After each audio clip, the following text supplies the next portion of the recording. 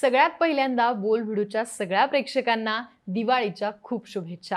आज दिवाळीचा पहिला दिवस, धनत्रयोदशी। यानंतर आता पुढचे काही दिवस दिवाळी सगळीकडे थाटामाटात साजरी होत राहणार। दिवाळीत येणारे 5 दिवस कधी एक सलग येतात तर कधी अंतराने येतात। यंदा सुद्धा धनत्रयोदशी नंतर 1 दिवसाच्या अंतराने नरक चतुर्दशी आणि लक्ष्मी पूजन येतंय, तर पुन्हा 1 दिवसाच्या अंतराने पाडवा आणि भाऊबीज असणार आहे। बऱ्याचदा नरक चतुर्दशी आणि लक्ष्मी पूजन हे एकाच दिवशी येतात, तर भाऊबीज आणि पाडवा ही एकाच दिवशी येतो। पण दिवाळीत येणाऱ्या या 5ही दिवसांचं वेगळं महत्त्व आहे। अगदी पुराण काळापासून चालत आलेल्या प्रथा आणि परंपरा आहेत। आजच्या व्हिडिओतनं दिवाळीच्या या 5 दिवसांचं महत्त्व समजून घेऊयात। नमस्कार, मी आरती आणि तुम्ही पाहताय बोलबिडू। दिवाळीचा पहिला दिवस म्हणजे धनत्रयोदशी। या दिवसाच्या नावात जरी धन हा शब्द असला तरी त्याचा संबंध धनाशी नाहीये बरं का। समुद्र मंथनाच्या वेळी समुद्रातनं निघालेल्या धन्वंतरी या अवताराचा हा उत्सव आहे। धन्वंतरी ही आरोग्याची देवता आहे। धनत्रयोदशी संबंधी अशी ही एक आख्यायिका सांगतात की इंद्रप्रस्थाचा राजा हंस एकदा शिकारीला गेला होता। शिकारीसाठी फिरत असताना वाटेत लागलेल्या एका लहानशा राज्यातील राजा हेम यांना हंस राजाचं स्वागत केलं। त्याच दिवशी राजा हेमला मुलगा झाला होता। त्याची जन्मकुंडली पाहून ज्योतिषानं भविष्यवाणी केली की लग्न झाल्यानंतर 4थ्याच दिवशी राजपुत्र हा साप चावून मरण पावेल। राजा हंसने राजा हेमच्या या राजपुत्राला वाचवण्याचा निश्चय केला। त्याने यमुना नदीतल्या एका खोल डोहात घर बांधलं।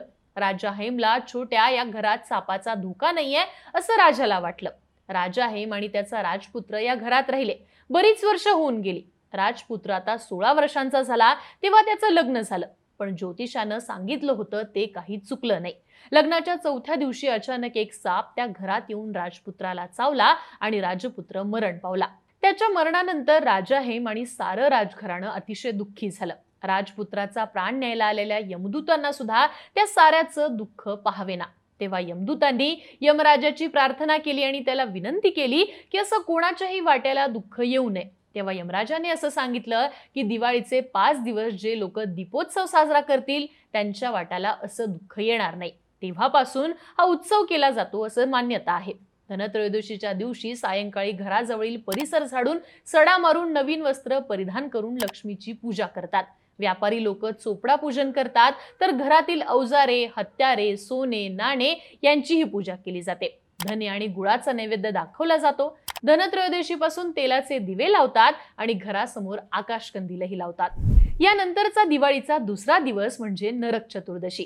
या दिवशी सर्वजण आपलं घर आणि आसपासचा परिसर स्वच्छ करतात।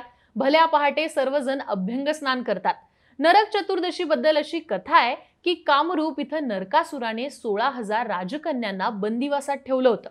श्रीकृष्णाने या दिवशी नरकासुराचा वध केला आणि त्या राजकन्यांना बंदिवासातनं सोडवलं। या नरकासुराच्या वधामुळेच नरक चतुर्दशी साजरी केली जाते अशी आख्यायिका आहे। यानंतरचा दिवाळीचा तिसरा दिवस म्हणजे अश्विन अमावस्येचा, म्हणजेच लक्ष्मी पूजनाचा।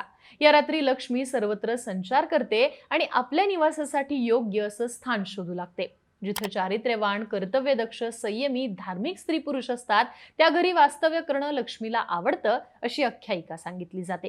म्हणूनच त्या दिवशी संध्याकाळी लोक घरोघरी दीपोत्सव करून समृद्धीचं प्रतीक असलेल्या लक्ष्मीचं सर्वत्र पूजन करतात। हाच दिवाळीचा मुख्य दिवस म्हणून समजला जातो। यानंतर येणारा दिवाळीचा 4था दिवस म्हणजे कार्तिक प्रतिपदा म्हणजेच बलिप्रतिपदा। विक्रम संवतचा हा पहिला दिवस पाडवा म्हणूनही ओळखला जातो। या दिवशी व्यापाऱ्यांचं नवीन वर्ष सुरू होतं। व्यापारी वही पूजन करून नव्या खातेवह्या सुरू करतात आणि या दिवशी स्त्रिया आपल्या पतीला ओवाळतात। या दिवसाची कथा अशी आहे की पृथ्वीवर बळी नावाचा राजा होता।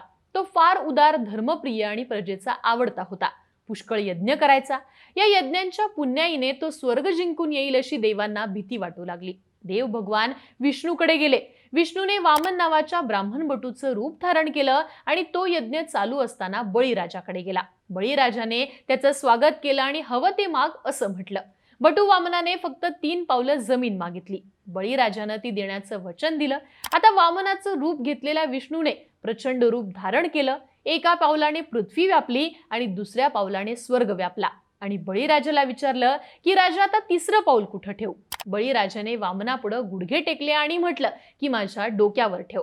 वामनाने बळीराजाच्या डोक्यावर पाऊल ठेवून त्याला पाताळात ढकललं आणि स्वर्गावरचं संकट दूर केलं. या थोर राजाचं स्मरण ठेवणारा हा बलिप्रतिपदेचा दिवस. 3.5 शुभ मुहूर्तांमध्ये गुढीपाडवा, दसरा आणि बलिप्रतिपदा हे 3 मुहूर्त आणि अक्षय तृतीया हा अर्धा मुहूर्त मानला जातो.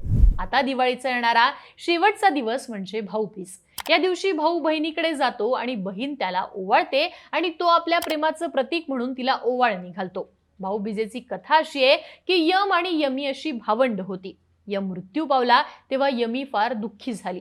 तिचं दुःख काही केल्या कमी होईना. तेव्हा देवांनी रात्र निर्माण केली. अशा काही दिवस रात्री गेल्यावर काही काळ गेला असं वाटून यमीचं दुःख कमी झालं. या 2 भावंडांच्या प्रेमाची आठवण म्हणून हा भाऊबीजेचा दिवस साजरा केला जातो. असा हा दीपोत्सवाचा, दीपावलीचा सण.